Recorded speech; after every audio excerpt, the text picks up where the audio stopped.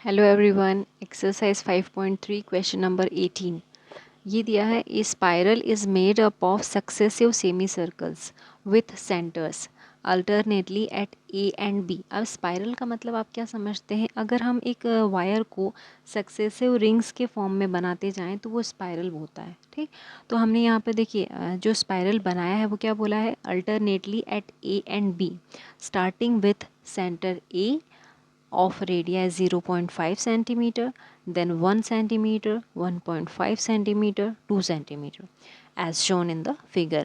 What is the length of such spiral made up of 13 consecutive semicircles? अब यहाँ देखिए जो वायर था उसको ऐसे सेमी सर्कल्स में हमने स्पाइरल के फॉर्म में बनाया। ठीक है, अभी जो सेमी सर्कल बना रहा है यहाँ पे सेंटर है ए से बी तक का इसने ये सेमी सर्कल बनाया है। फिर उसके बाद में इसकी जो रेडियस थी वो कितनी है? 0.5। फिर यहाँ से ये सेमी सर्कल इंक्रीज़ हुआ, यहाँ गया, तो अब इसकी रेडियस कितनी हो जाएगी? 1 हो जाएगी। ठीक, अब ये इंक्रीज़ हुआ तो फिर यहाँ एक सेमी सर्कल बन गया, तो यहाँ से यहाँ तक की जो रेडियाई है वो कितनी हो गई? 1.5 सेंटीमीटर। फिर हमने ये सेमी सर्कल को ऐसे इंक्रीज़ किया तो यहाँ सेंटर से लेके यहाँ तक की रेडियाई कितनी हो जाएगी? 2 सेंटीमीटर। ऐसे ही ये वायरल चलता रहेगा। टोटल कितने सेमी सर्कल्स होंगे इसमें? 13। 13 एन, मतलब नंबर ऑफ सेमी सर्कल्स 13 दिए हैं तो एन की वैल्यू क्या हो जाएगी? 13 हो जाएगी।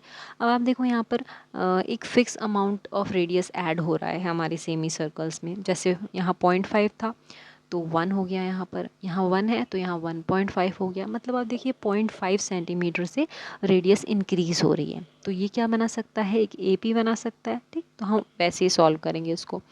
We know that perimeter of the circle, perimeter of circle क्या होता है? 2πr होता है। तो अगर हमें यहाँ सेमी सर्कल की बात करें तो पेरीमीटर क्या हो जाएगा? πr। पेरीमीटर का मतलब होता है लेंथ। ये ठीक है, इसकी पूरे की बात हो रही है। ये लंबाई जो है इसको पेरीमीटर बोलेंगे हम सर्कल में। तो पेरीमीटर ऑफ सेमी सर्कल हो गया πr, मतलब ये जो इतना डिस्टेंस है, इतनी जो लेंथ है, ये हो गई πr। ठीक, अब देखिए फर्स्ट वाला जो सेमी सर्कल है उसका पेरीमीटर कितना हो जाएगा? πr। उसकी रेडियस है 0.5 तो हमने यहाँ लिख दिया 0.5।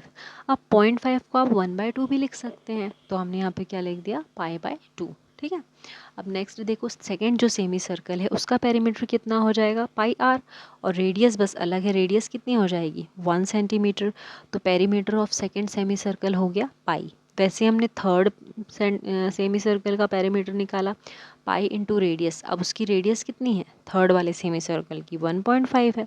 तो 1.5 को हम क्या लिख सकते हैं? 3/2 भी लिख सकते हैं। तो ये हो गया 3π/2। ऐसे ही टोटल 13 सर्कल्स सेमी सर्कल्स होंगे, उनके पेरीमीटर्स हम निकालते जाएंगे। ठीक, अब हमको लेंथ बतानी है, टोटल लेंथ। तो टोटल लेंथ से आप क्या समझते हैं कि सम फाइंड करना पड़ेगा हमको। ठीक है, तो अब सम में पुट करने के लिए हमें सारी चीज़ें हैं कि नहीं है वो भी देख लेते हैं। तो देखो here the P1, P2, P3 are the length of the semi circle.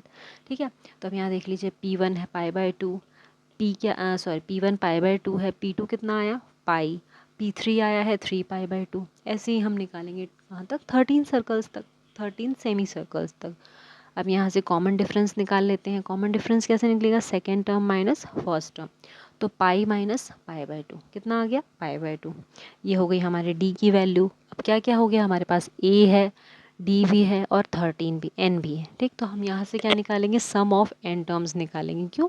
क्योंकि हमको जो स्पाइरल है उसकी टोटल लेंथ बतानी है। अब लेंथ बतानी है तो ये फॉर्मूला लगा देंगे सम का, Sn = n/2 into 2a plus n-1 into D. A की वैल्यू थी π/2, n 13 और d है π/2। ओके, अब देखो यहाँ पे पुट कर दो, n की प्लेस पे 13 तो 13/2, a की प्लेस पर क्या आ गया? π/2, 2 इंटू π/2 प्लस 13 - 1 इंटू π/2। अब इसको सिंप्लीफाई करेंगे, 13/2 एज इट इज़ आ गया, 2 से 2 कैंसिल हो गया तो यहाँ पाई बचा, 13 - 1 12 इंटू π/2। ठीक, अब इसको फिर फर्दर सिंप्लीफाई करेंगे, ये एज इट इज़ आ गया, ये कैंसिल हो गया, 2 से 12 तो 6 पाई हो गया। अब 6 पाई प्लस 1 पाई हो जाएगा 7 पाई, तो 13/2 इंटू 7 पाई। अभी जो पाई की वैल्यू है वो हमको क्वेश्चन में गिवन है, क्या रख सकते हैं? 22/7, तो वो प्लेस कर दिया हमने। तो 7 से 7 कैंसिल हो गया और ये 2 टाइम 22 जो है वो 11 से कैंसिल हो जाएगा, ठीक। तो हो जाएगा 13 इंटू 11, तो सम ऑफ 13 सेमी सर्कल्स की जो लेंथ आएगी वो कितनी आ जाएगी 143।